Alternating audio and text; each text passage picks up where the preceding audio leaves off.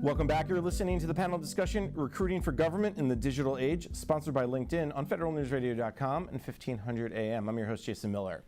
My guests today are Ellen Ardrey, the Associate Director for Support at the National Geospatial Intelligence Agency, David Schlendorf, the Assistant Director for Human Resources Division at the FBI, Cynthia Miller, the Chief of Human Resources and Chief Human Capital Officer for the National Security Agency, Dr. Robert Smith, the Director of the National Recruitment for the Customs and Border Protection in the Homeland Security Department, Angie Bailey, the Chief Human Capital Officer for the Homeland Security Department, and Michael Cerrito, the General Manager for LinkedIn's Government Practice.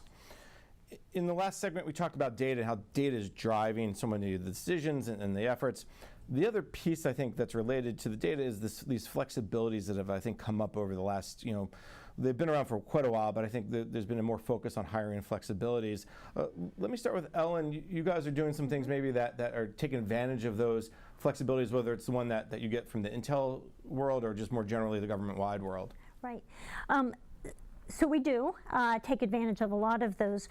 We are in something that's called accepted service, like many in the intelligence agency. And so we take advantage of a lot of the flexibilities that you mentioned in your opening remarks. We have term and temporary hires. We do direct hire authority. We have retention, recruitment, relocation incentives. We have something called highly qualified experts that we can bring on that allow us to offer salaries that exceed the normal pay scale. And so we're taking advantage of all of those kinds of flexibilities at NGA.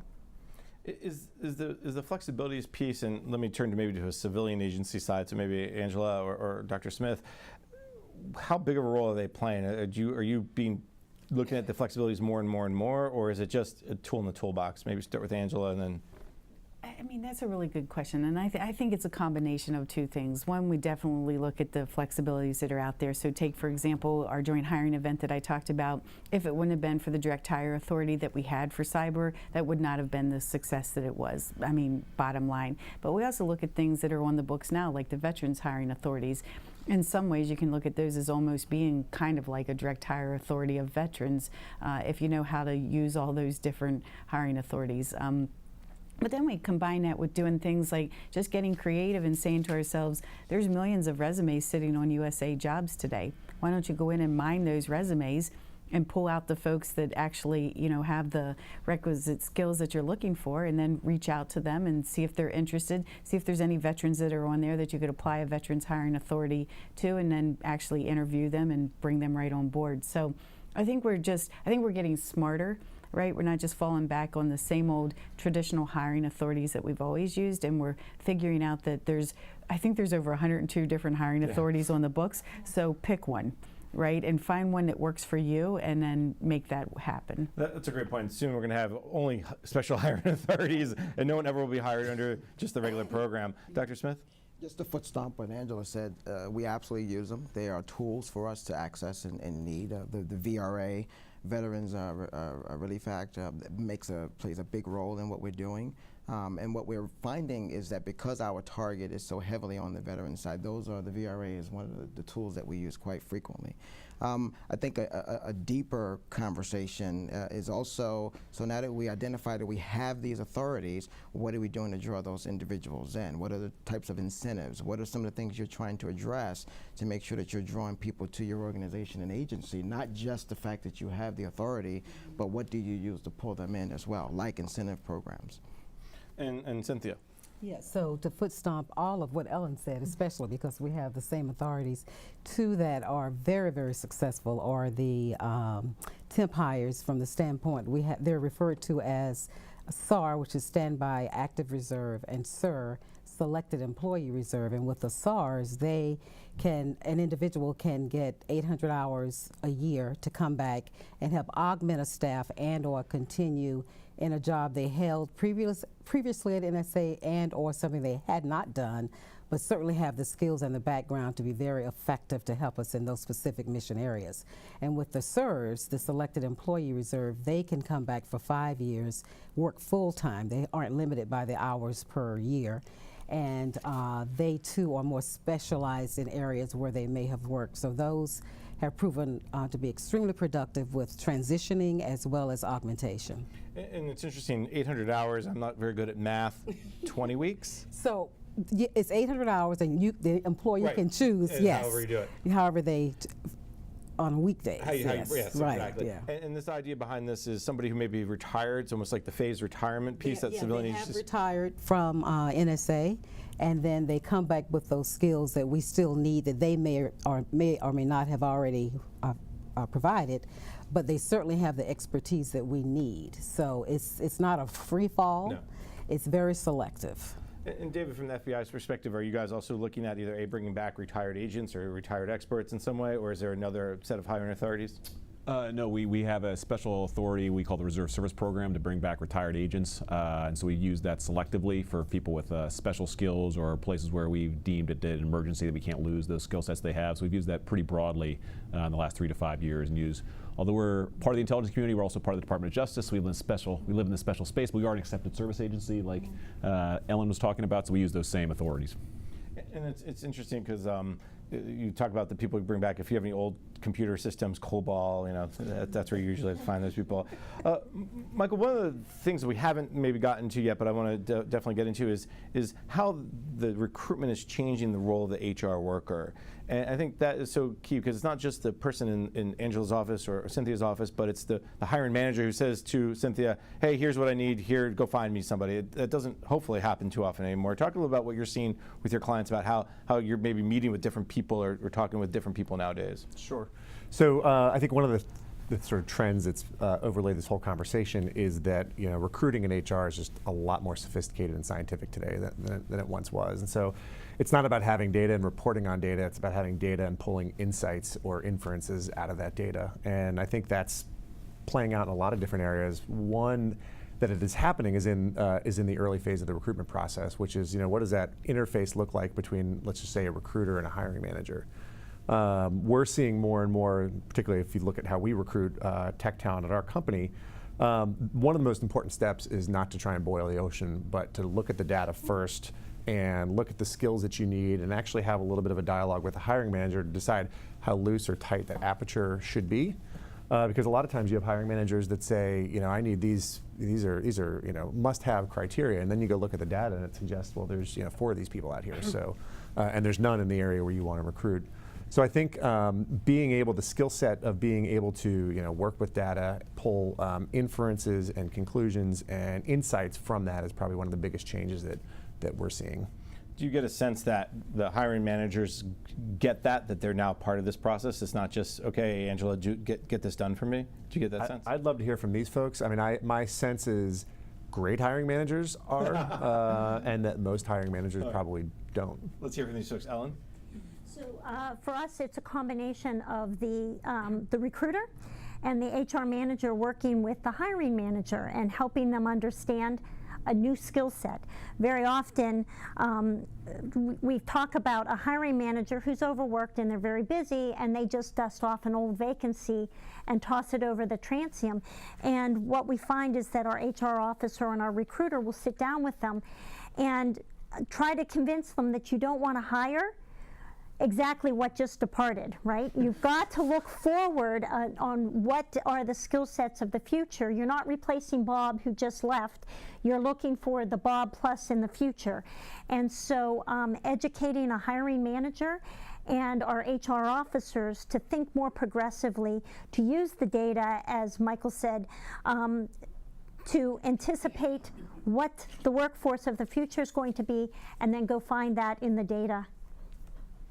I think that's an interesting point. It's not, you don't just want to hire Bob or Mary, but what they can be and what's really the needs are. Because there's been a big push from this administration to really move people away from what they call low value work into high value work, which means if Bob has been there for 35 or 40 years and maybe he was doing a little too much low value work. I mean, Angela, talk a little bit about your experience with your hiring managers. How are you pulling them in with you, or how are they coming to you? Well, I think one of the things is that in some ways success breeds success, right? So the more that we include the hiring managers in the process and the more that they see successful results, meaning that they get what they believe are quality folks into their work units, then the more apt they are to not only do it again, but to actually talk about it. And so In addition to working with them on the front end, the other thing that we've found to be incredibly successful is to have the hiring managers be in on the end whenever the resumes are all coming in. In the past, it used to be that HR would hold that very dear and near to their heart, and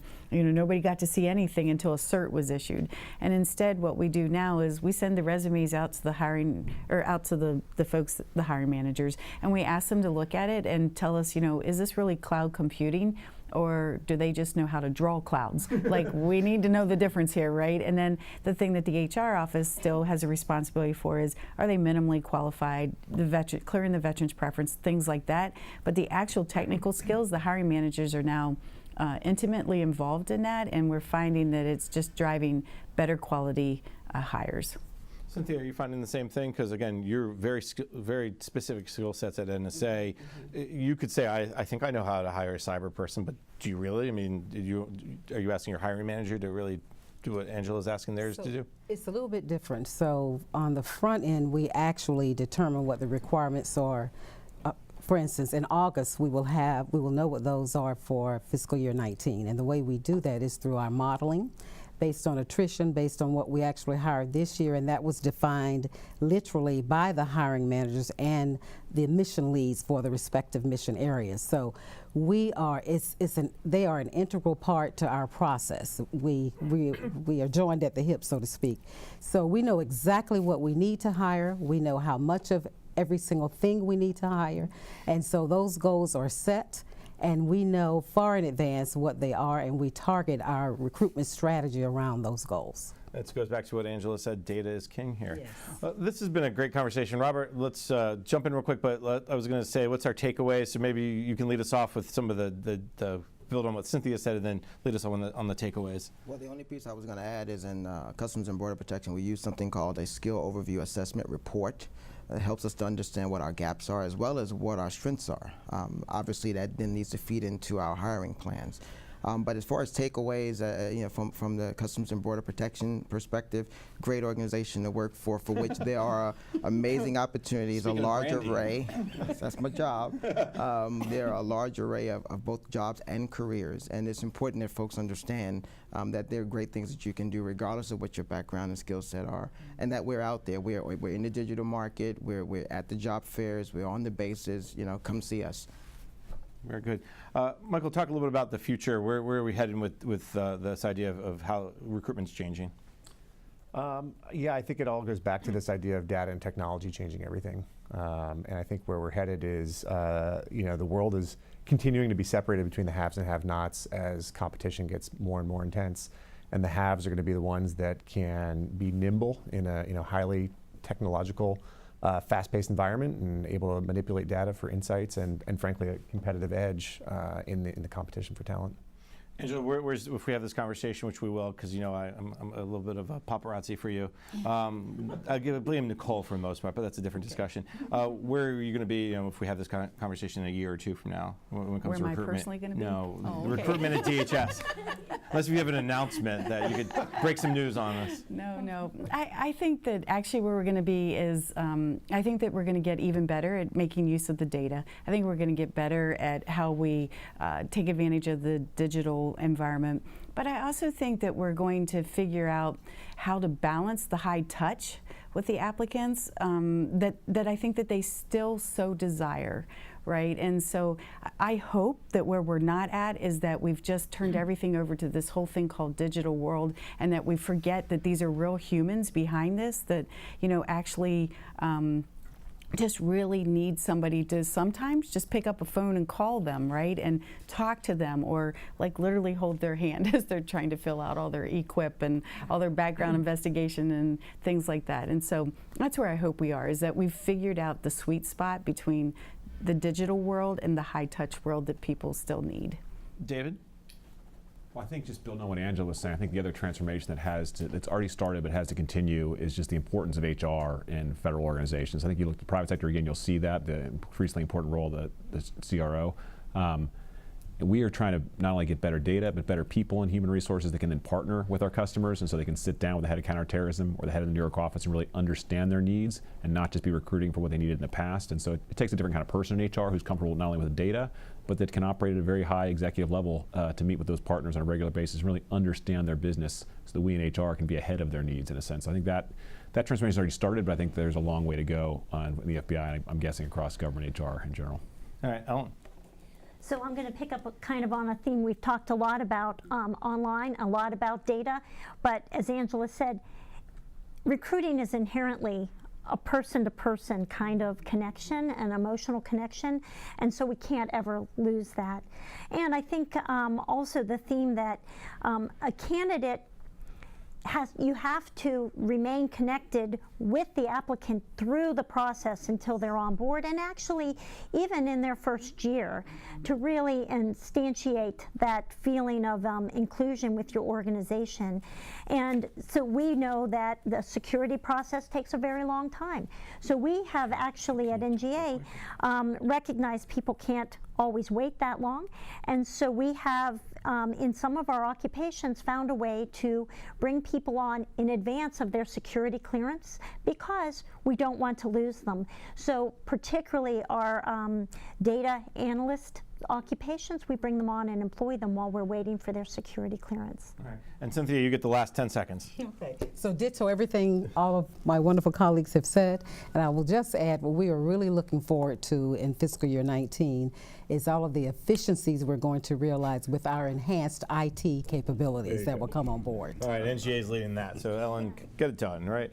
All right, unfortunately, we're out of time for today. This has been a fabulous discussion. Let me thank my guests, Ellen Ardrey, the Associate Director for Support at the National Geospatial Intelligence Agency, David Schlendorf, the Assistant Director for Human Resources Division at the FBI, Cynthia Miller, the Chief of Human Resources and Chief Human Capital Officer for the National Security Agency, Dr. Robert Smith, the Director of the National Recruitment for the Customs and Border Protection in the Homeland Security Department, Angie Bailey, the Chief Human Capital Officer for the Homeland Security Department, and Michael Cerrito, the General Manager for LinkedIn's Government Practice. Thank you all very much for your time today. Thank you. Thank you.